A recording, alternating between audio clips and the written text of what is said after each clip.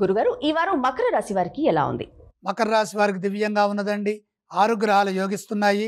ఏకాదశంలో రవి, కుజ, శుక్ర, బుధులు, షష్ఠంలో చంద్రుడు, తృతీయంలో శని. గ్రహబలం సదా అనుకూలంగా ఉన్నది.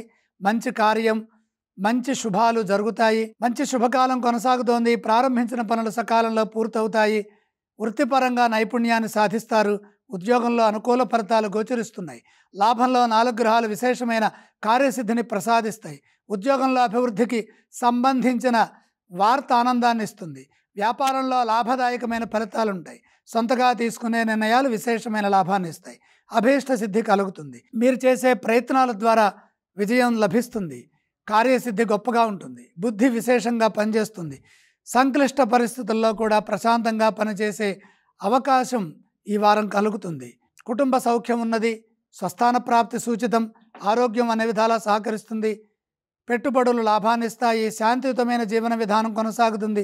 బంగారు భవిష్యత్తుకు అవసరమైన ప్రణాళికలు సిద్ధం చేసుకోవడానికి కాలం ఎంతగానో సహకరిస్తుంది. మకర రాశి వారు ఏ స్తోత్రాలను పఠించాలి? మకర రాశి వారు మహాలక్ష్మి ధ్యానం చేయాలి. వారు ఏ ఆలయాన్ని సందర్శించాలి? 6 గ్రహాలు యోగిస్తున్నాయి కాబట్టి లక్ష్మీ దర్శనం మేలు చేస్తుంది. మకర రాశి వారు ఎటువంటి దానాలు చేస్తే బాగుంటుంది? దానాలతో పని లేదు.